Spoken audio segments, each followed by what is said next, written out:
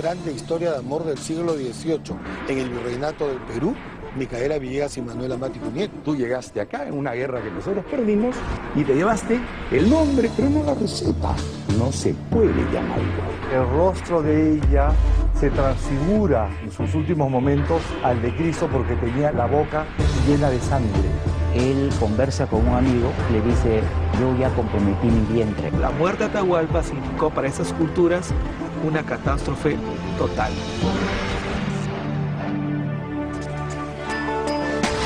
La ciudad de Lima, capital del Perú, está ubicada en la costa central del país, a orillas del Océano Pacífico. En 1535, el español Francisco Pizarro la fundó como Ciudad de los Reyes, aunque el tiempo impuso su actual nombre de origen prehispánico. En su centro histórico se lucen algunos de los monumentos coloniales más imponentes de Latinoamérica.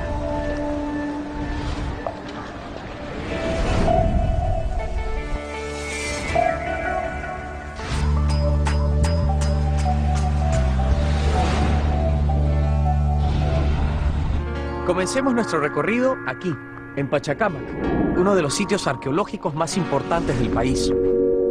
Este lugar es visitado diariamente por cientos de turistas que desconocen los trágicos sucesos que ocurrieron en el siglo XVI con la llegada de los conquistadores españoles.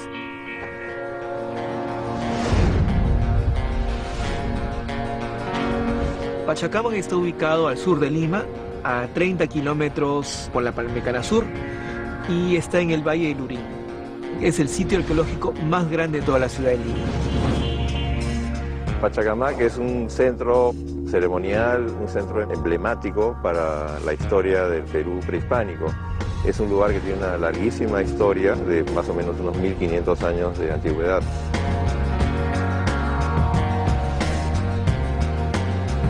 Los incas, cuando dominan esta región, marcan simbólicamente su presencia construyendo un templo de primer nivel, un templo solar. Ese era el templo de Pachacámac, era un templo completamente pintado.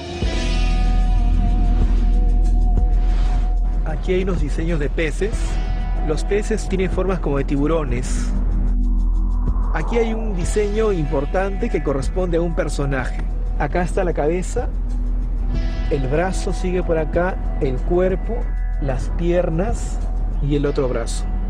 El santuario de Pachacámac tenía realmente mucha popularidad. Era un centro bien importante donde venían los peregrinos entonces a dar ofrendas, a cumplir con una serie de rituales.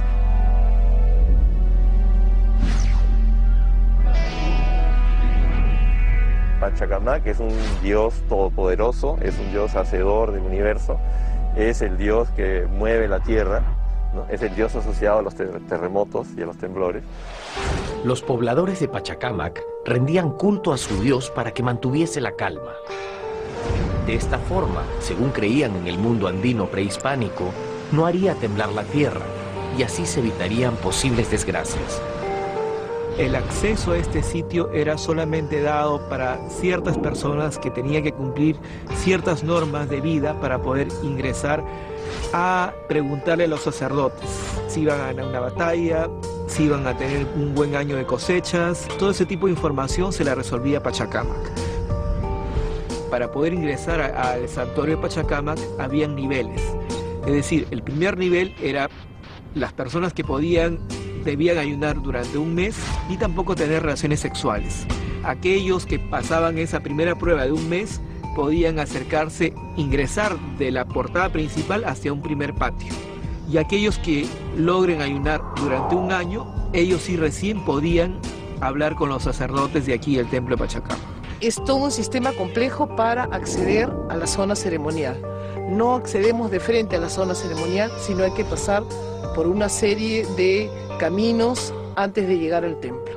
Se ve claramente en el desierto la traza de la primera muralla que daba ingreso a la ciudad de Pachacámac, el lugar donde posiblemente se instalaban los peregrinos.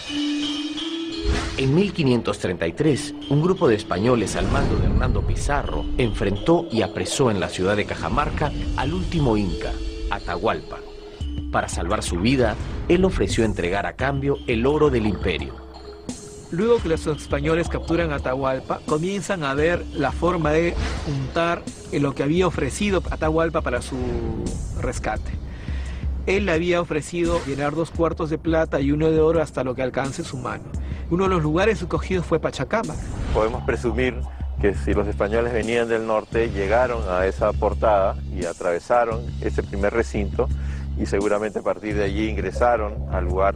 Cuando Hernando Pizarro llega en 1533, llega por esta calle y va entrando para acceder a lo que sería el templo de Pachacamac, donde se encontraba el ídolo y donde pensaban ellos todas las ofrendas para este gran oráculo. La cámara cuentan que era una construcción pequeña, que tenía una ramada con troncos, que tiene una puerta. Esta puerta tenía muchos adornos, decían de cristales, metal y otros objetos más.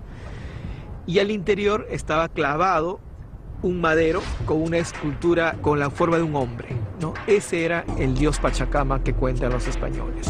No era pues un templo fabuloso, era simplemente una cripta, un lugar donde a veces se dejaban despojos orgánicos, etcétera. No era un lugar pues inmaculado, y se encuentran simplemente con ídolos y algunos seres. Al entrar se sorprende que no era un ídolo tan importante y lo destruyen y lo tumban. Ingresar violentamente al templo significaba desatar la furia de los dioses. Y sin embargo, cuando entran atropelladamente los conquistadores y desbaratan... El personaje de este dios, cuando los españoles lo agarran, lo destruyen y no pasa nada. Las ruinas de Pachacamac se mantienen como el testimonio del momento en que, por medio de la violencia, en el afán de conseguir el oro y la cristianización de las regiones conquistadas, fueron destruidas todas las formas de adoración indígena del Imperio Inca. Atahualpa es ahorcado. Entonces, el hecho de matar a Atahualpa significaba que estaban matando a un dios representado y que había llegado a la tierra. Que la comunicación entre el dios Sol y el dios de la tierra y todo está reflejado en el Inca. Por eso la muerte de Atahualpa significó para esas culturas una catástrofe total. Desde ese momento la ciudad se convierte en un lugar deshabitado. Pachacamac comienza a ser una ruina en 1533.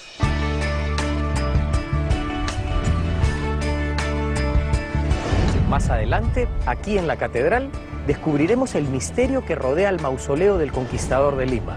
Además, conoceremos el trágico desenlace de uno de los inmigrantes más poderosos de su comunidad.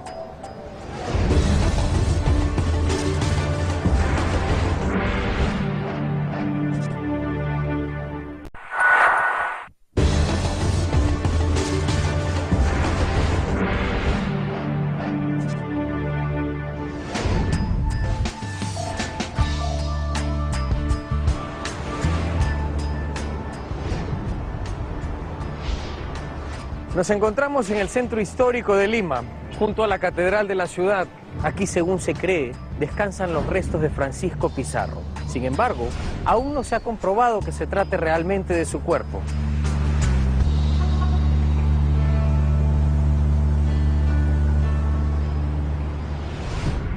Este lugar fue escogido por Pizarro el 18 de enero de 1535. Ahí es donde se construyó la primera iglesia mayor que llegó a ser catedral, y se constituyó también una segunda un poco mayor, hasta que a fines del siglo XVI se construye la catedral que ustedes están viendo.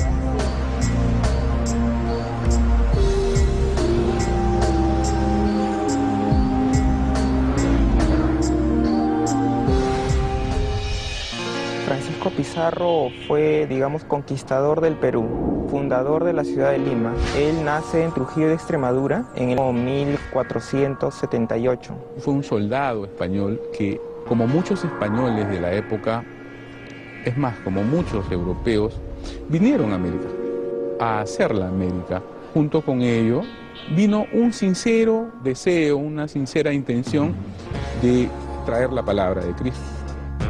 La Catedral de Lima reúne una gran variedad de estilos arquitectónicos. desde los europeos que estaban en boga durante el periodo virreinal, como el gótico y el isabelino, hasta otros de origen más actual que incorporó a través del tiempo.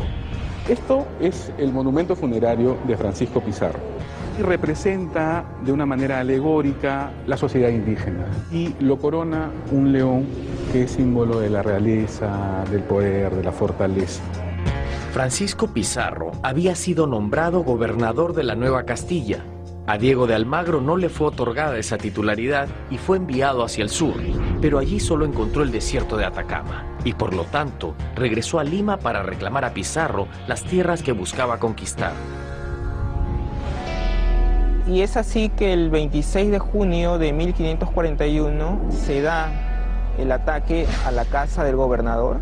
En una sangrienta lucha terminan reduciendo a muchos de los acompañantes de Pizarro en ese momento y a él también en sus habitaciones.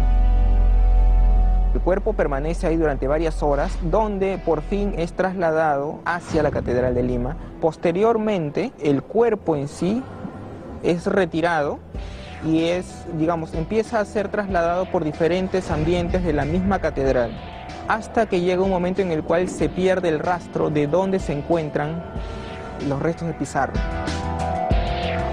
En el año 1977, cuando se decide restaurar la cripta arzobispal, se empiezan a liberar una serie de elementos que habían sido añadidos con posterioridad. Precisamente cuando se liberaron estos escombros, apareció esta gran pared que contenía 3 espacios sepulcrales. En el centro se encontraron las 2 cajas con restos óseos. Una de ellas contenía la caja de plomo con el cráneo de Pizarro y la otra caja, mezclada con otros individuos, los restos óseos del esqueleto a que correspondían el cráneo. A partir del descubrimiento de esta nueva evidencia, se inicia una serie de investigaciones para tratar de establecer si se trataban o no de los restos. El primer paso fue básicamente individualizar los huesos, porque teníamos 4 individuos entremezclados, y tratar de establecer a cuál de ellos le pertenecía el cráneo. En 1977 fueron hallados los restos que, según se creía, pertenecían al conquistador Francisco Pizarro. Sin embargo, casi 3 décadas más tarde, esta certeza fue puesta en duda. En el año 2006 se inicia una nueva investigación sobre los restos de Pizarro. Tenemos lo siguiente: tenemos un individuo que presenta las mismas lesiones que debió haber recibido Francisco Pizarro.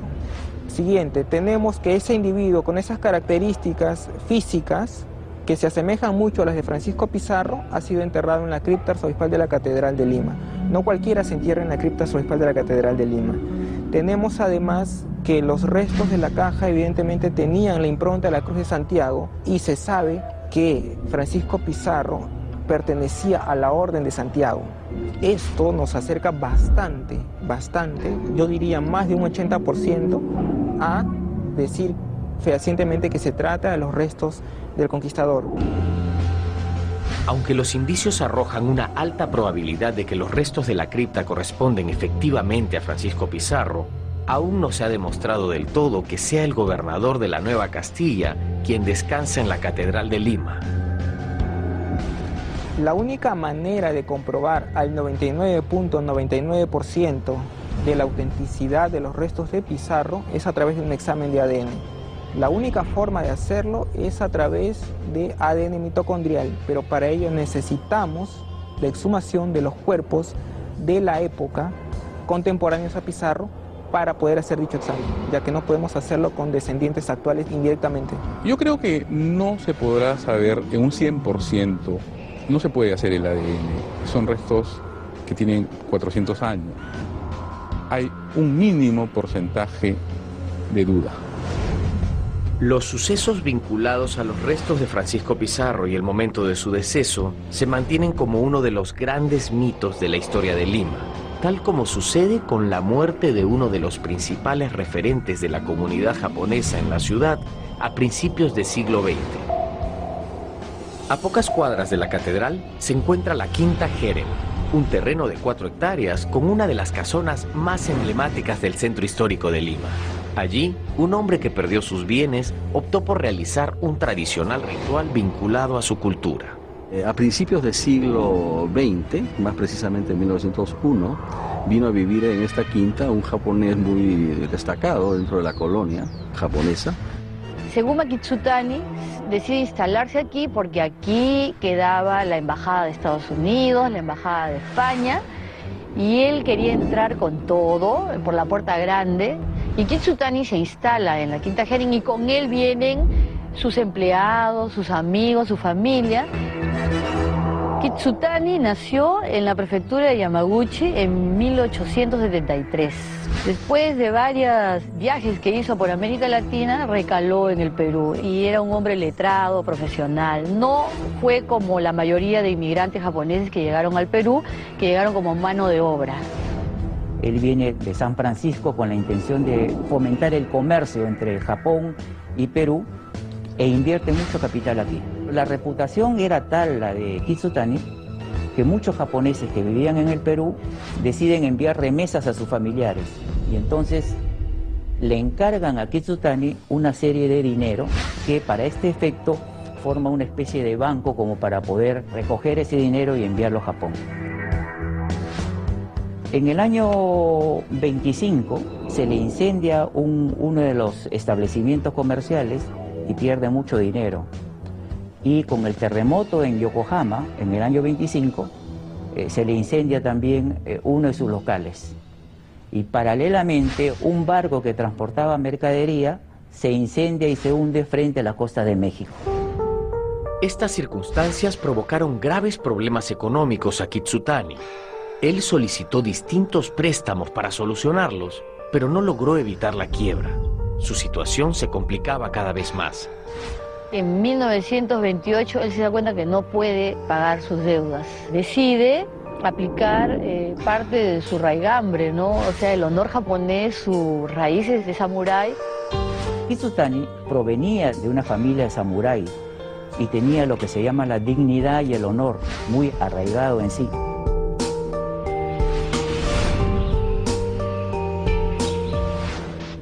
Él conversa con un amigo, lo invita a almorzar, en japonés le dice Boku amo harao kimeta, o sea, yo ya comprometí mi vientre, le dice.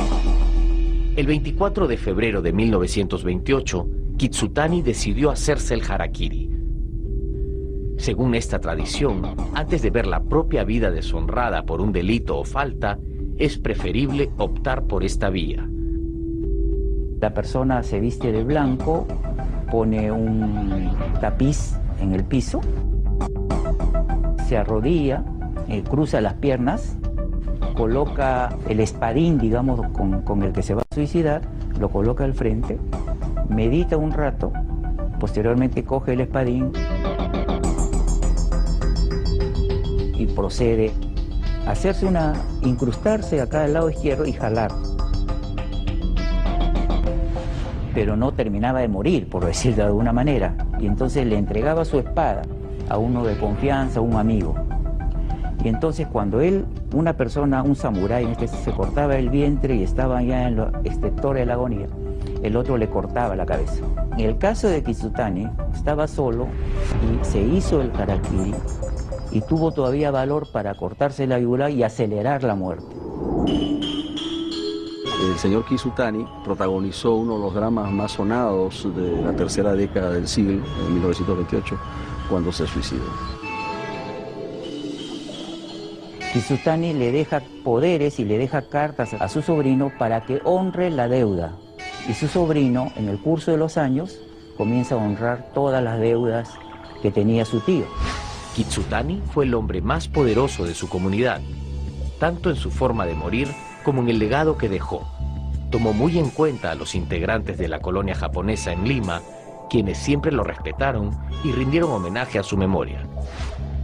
Se dice que el espíritu de Seguma Kitsutani recorre la Quinta Hering, ¿no? Porque su final fue muy triste, porque fue en agonía, porque hubo mucho dolor, ¿no? Y debe ser, porque creo que no hubo un personaje más enigmático, un personaje tan emblemático de la cultura japonesa como Seguma Kitsutani. Cuando regresemos con Historia Secreta, conoceremos aquí, en este convento, los motivos por los cuales una mujer se convirtió en una de las santas más importantes de Lima. Además, descubriremos el verdadero origen de uno de los tragos más populares de la región.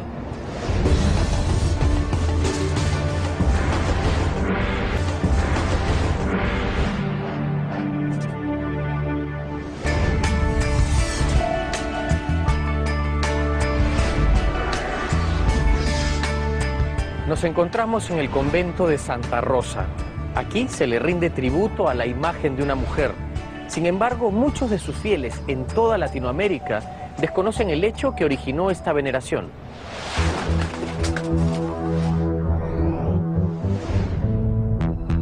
Estamos ahora aquí frente a la Basílica de Santa Rosa de Lima.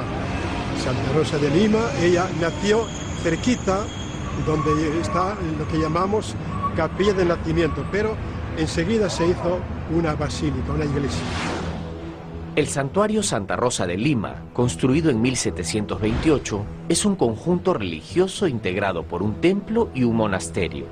Se trata de la primera iglesia dedicada a la popular beata americana, nacida el 30 de abril de 1586 como Isabel Flores de Oliva. Santa Rosa de Lima nació exactamente en este lugar en que estamos. Ese es lo que llamamos la capilla del nacimiento. Aquí nació.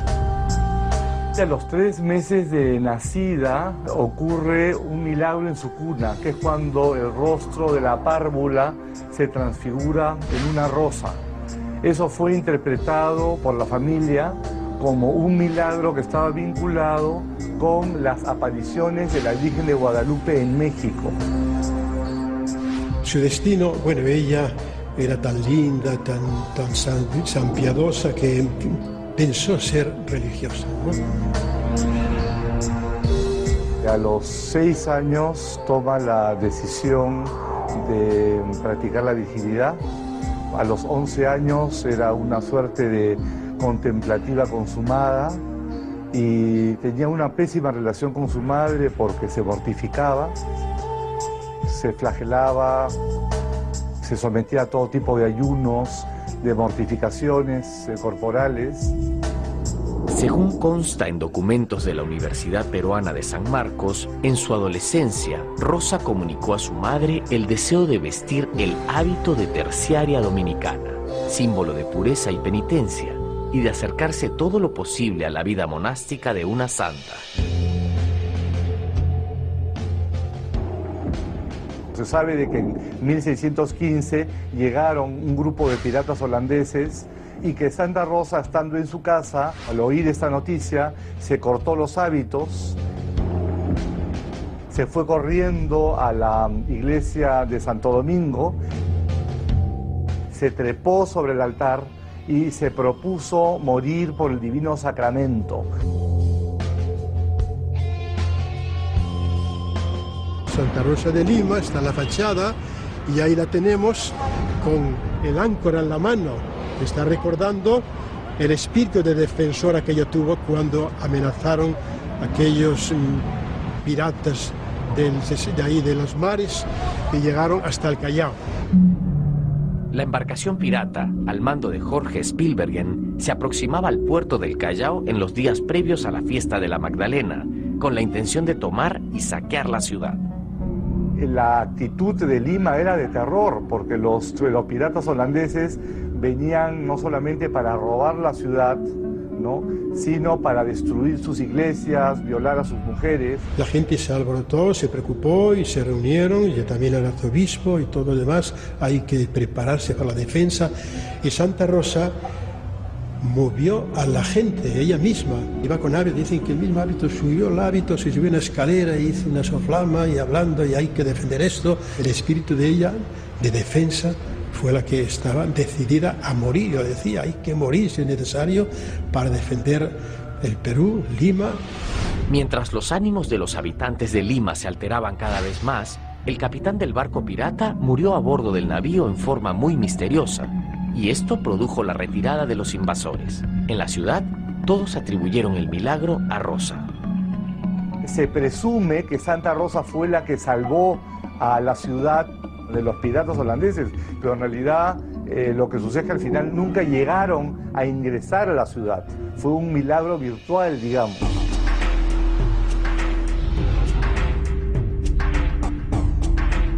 Santa Rosa muere en 1617, a los 31 años de edad. No se sabe bien cuáles fueron las causas de su muerte. Algunos biógrafos cuentan que el rostro de ella se transfigura en sus últimos momentos al de Cristo porque tenía la boca llena de sangre.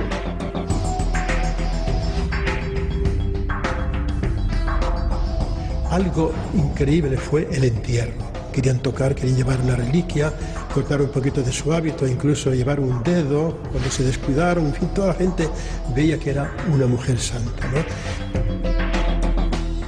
Tuvo que estar 3 días de cuerpo presente, porque la gente no quería que la enterraran y estaban constantemente ahí, de tal modo que tuvieron que enterrarla de una manera así casi escondida, ¿no? Cuando la gente se marchó, pues los frailes llevaron la enterra, pues no había manera, ¿no?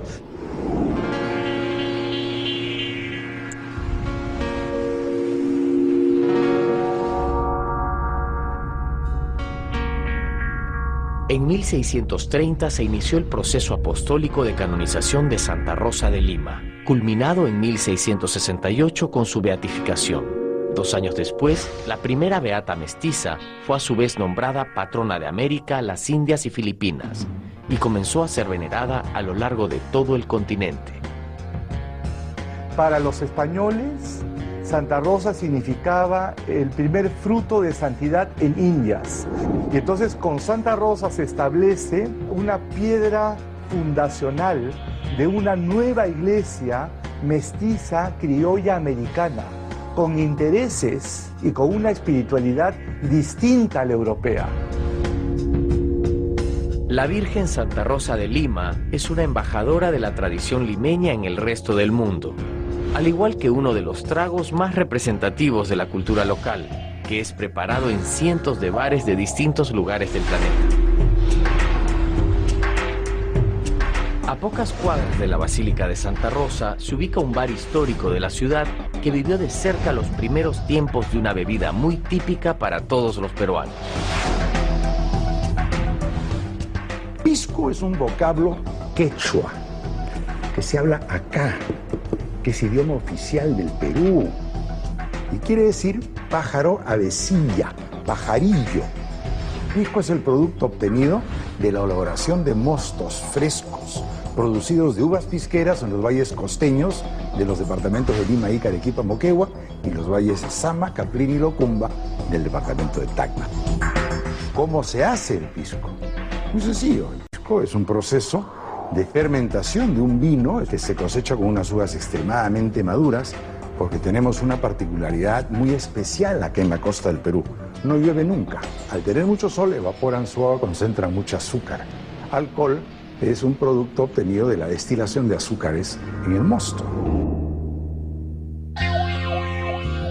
El pisco es el ingrediente principal de un trago que ya era preparado durante la segunda década del siglo XX, cuando un estadounidense afincado en Lima comenzó a aplicar los conocimientos de coctelería que había incorporado en su país de origen. Victor Morris, un norteamericano que trabajaba en una mina a 4.000 metros de altura, baja a Lima y pone un bar. Y pone por primera vez pisco sour, como en un menú, una receta. Este se llamaba el bar del gringo Morris. Después, la historia va llevando que el Mauri lo que hace lo convierte en popular el trago. Al cerrar el bar Morris en 1933, algunos de sus camareros pasaron a trabajar en el tradicional bar del Hotel Mauri, uno de los puntos de encuentro más selectos de la época, y continuaron preparando allí el pisco sour. El pisco sour que voy a preparar nace aquí, en este mismo lugar. Tuve esa satisfacción de preparar el pisco sour por año 1930. Estos mismos vasos son de esa época todavía, los conservo por tradición. Este es el pisco, 3 medidas, 3 de pisco, y el jarabe de goma, jugo de limón, fresco, del día tiene que ser, la clara de huevo, hielo a gusto. Históricamente, tanto los peruanos como los chilenos se atribuyeron a haber sido los verdaderos creadores del pisco sour. Aunque en cada país se prepara con una diferente receta, ambos se consideran dueños exclusivos del privilegio. Nuestros vecinos no tienen el pisco, tienen el agua ardiente. Es un pisco que quema fuerte, como la caña que le llamamos nosotros acá. Es el pisco de ellos. Es muy diferente al pisco de nosotros.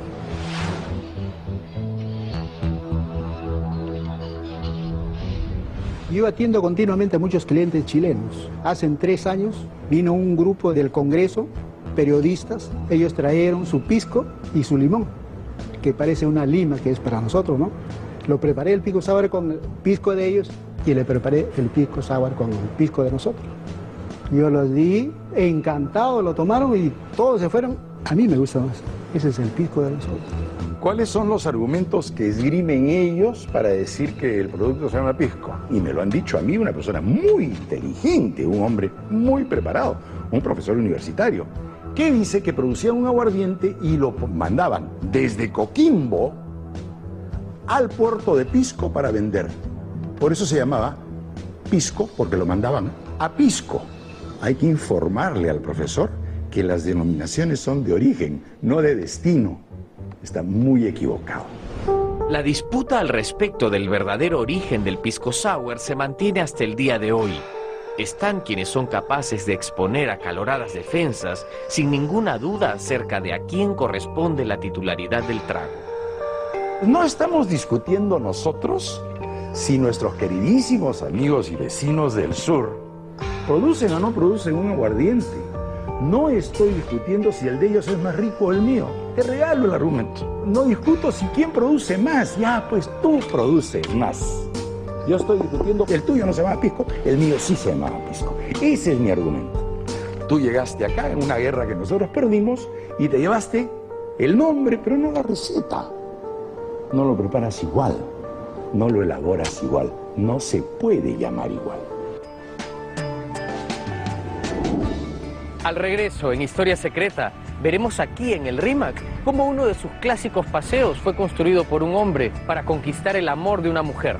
Además, descubriremos un perfil desconocido del mejor escritor del Perú.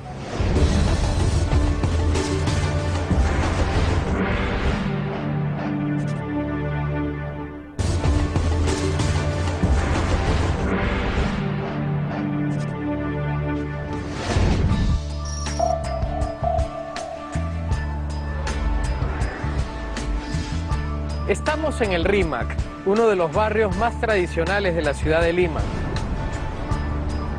Aquí se encuentra el Paseo de Aguas, un monumento construido en el siglo XVIII como prueba de amor por uno de los hombres más importantes de la época.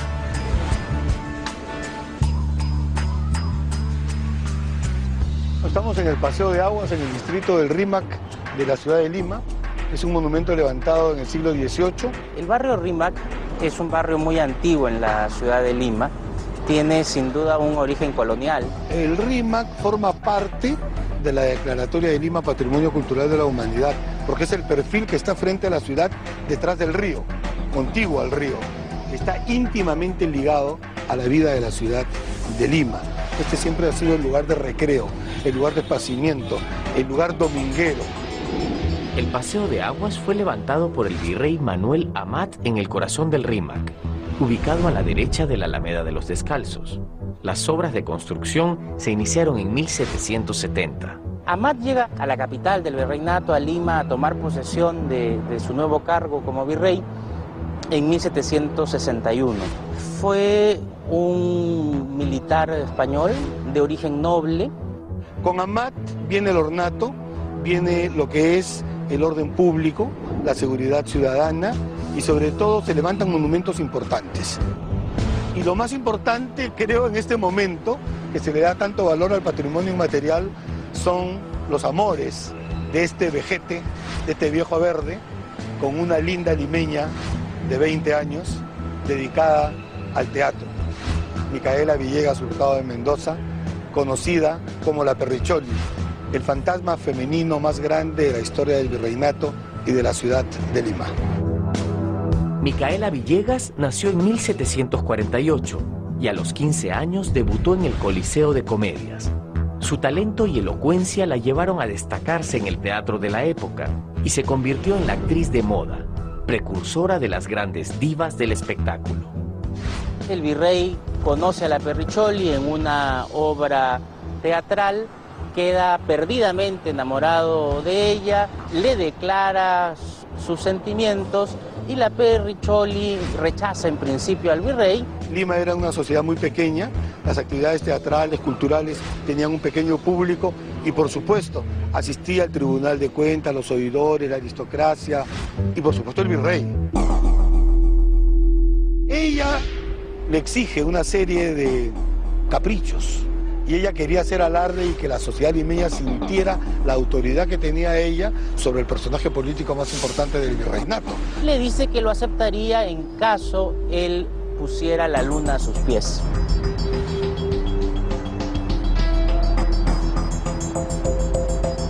Y entonces construye este paseo, el paseo de aguas, con las fuentes que vemos aquí, y la trae una noche a Micaela, la invita, le enseña el nuevo monumento construido en su honor y le muestra cómo la luna se refleja en las fuentes y por consiguiente la tiene a sus pies, con lo cual estaría cumpliendo el deseo de la amada.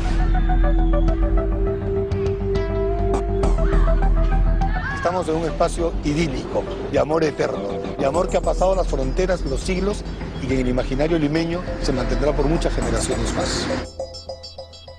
En 1776, el virrey fue enviado de regreso a España, dejándole a Villegas una pensión y varias propiedades. Ido el virrey, Micaela logra sobresalir aún más. Llega a ser una mujer con una mediana fortuna, que logra comprar una casa por sus propios medios y que termina siendo la que regenta, una especie de administradora, una especie de dueña de ese coliseo de comedias en donde se conoció con el virrey. La historia de amor entre la Perricholi y el virrey Amat fue reflejada en una gran cantidad de obras poéticas, musicales y cinematográficas dedicadas a la figura de la mujer. El paseo de aguas del Rímac, además, permanece como testimonio indiscutido de aquel romance vivido en la antigua Lima colonial. De la más grande historia de amor del siglo XVIII en el virreinato del Perú, Micaela Villegas y Manuel Amat y Junín, eso es una realidad. El amor más grande del siglo XVIII es Micaela y Manuel. La historia del paseo de aguas está atravesada por las circunstancias vividas en Lima como reflejo de toda una época en el continente, tal como sucede con la actividad política que en su juventud mantuvo una de las principales figuras de la cultura peruana. A pocas cuadras del Paseo de Aguas se encuentra el Centro Histórico de Lima, donde descubriremos un perfil no siempre conocido de un escritor y político peruano que ocupa un lugar fundamental en la literatura latinoamericana del siglo XX. Mario es un peruano latinoamericano, porque nació en Arequipa, de ahí se fue a Cochabamba, en Bolivia, donde hizo sus primeros años de educación. De ahí pasó a Piura, en el norte del Perú, donde hizo la instrucción secundaria. De pequeño, Mario Vargas Llosa vivió una serie de episodios traumáticos vinculados a la vida matrimonial de sus padres, que dejaron una marca profunda en su vida y lo impulsaron a emprender un camino del que nunca se alejó. Sus padres se separan cuando su madre está embarazada y cuando él tiene uso de razón, le dicen que su padre ha muerto. Un día, cuando ya está en Piura, ¿verdad?, saliendo del colegio, su madre le dice que va a conocer a un señor, le presenta a un hombre y le dice, este es su padre. Es decir, la persona que él había pensado que era este hombre que lo protegía desde el cielo, resulta ser un hombre real, una persona real. Y además, para colmo, un hombre autoritario. Su padre lo pone en un internado, en un colegio militar, y él pues se siente absolutamente acosado, ¿no?, por esta realidad que lo rodea. Entonces él se involucra absolutamente en el mundo de la ficción. En 1953, Vargas Llosa se inscribió en la Universidad de San Marcos para cursar la carrera de Letras y Derecho. Yo conocí a Mario en la Universidad de San Marcos. En esa época formamos un centro federado, los estudiantes de letras. Ya el hecho de formar un centro federado era algo peligroso. El país vivía bajo la dictadura de un general, que era Manuel Odría. Las organizaciones políticas estaban prohibidas. Éramos muy pocos los estudiantes que tratábamos de tener posiciones radicales en aquella época contra la dictadura. Había un ambiente más bien de aceptación.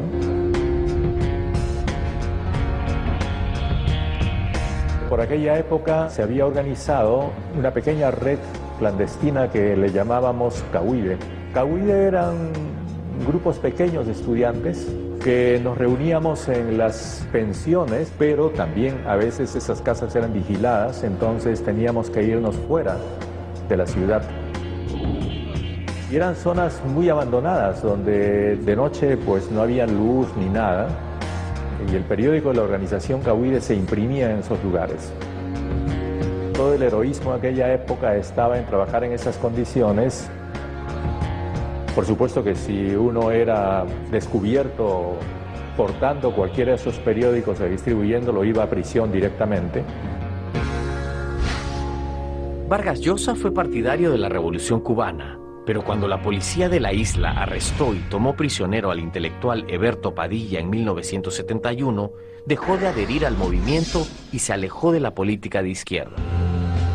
Los años siguientes tiene una actitud de permanente compromiso con la vida política, hasta que se produce aquí el intento de estatización de la banca en el año 87. Y en ese instante, ¿no?, él empieza a asumir una participación activa, protagónica en la vida política.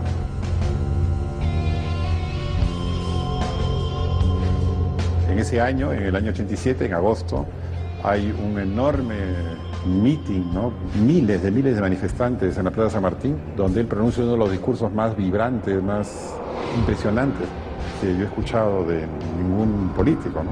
Decidimos formar el movimiento Libertad, que se llama, y pensar en una candidatura presidencial para las elecciones que venían en el año 90. En 1987, Vargas Llosa se perfiló como líder político. En 1990, integró las filas del FREDEMO, Frente Democrático, y se presentó a las elecciones presidenciales que finalmente ganó Alberto Fujimori.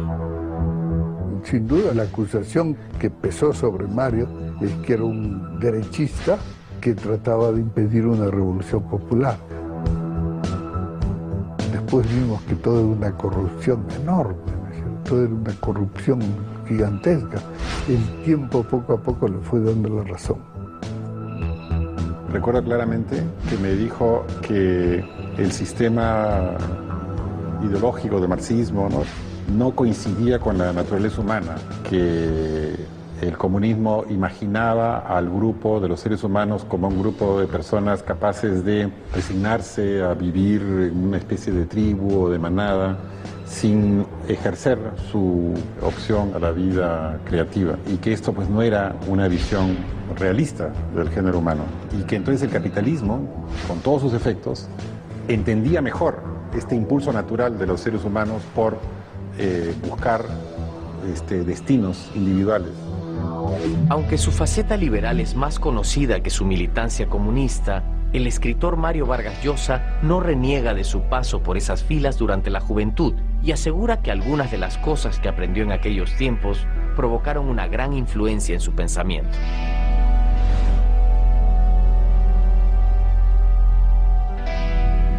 Ahora, por supuestamente, Mario tiene ideas liberales que distan mucho de ser ideas radicales en términos sociales, pero bueno, creo que hay una suerte de pequeño vínculo entre lo que fue el joven Vargas Llosa de 18 años en 1953 y lo que es el actual escritor Mario Vargas Llosa, ¿no? El escritor Mario Vargas Llosa es uno de los principales íconos de la cultura del país, así como las ruinas arqueológicas de Pachacámac, que también son parte de la esencia de nuestra identidad peruana. Las historias nos regresan al lugar de partida, aquí donde comenzó nuestra búsqueda. Nuevos relatos desconocidos esperan para ser descubiertos. Porque recuerden que siempre habrá una historia escondida en la jungla de cemento. Soy Giovanni Sixia para The History Channel. Gracias por acompañarnos.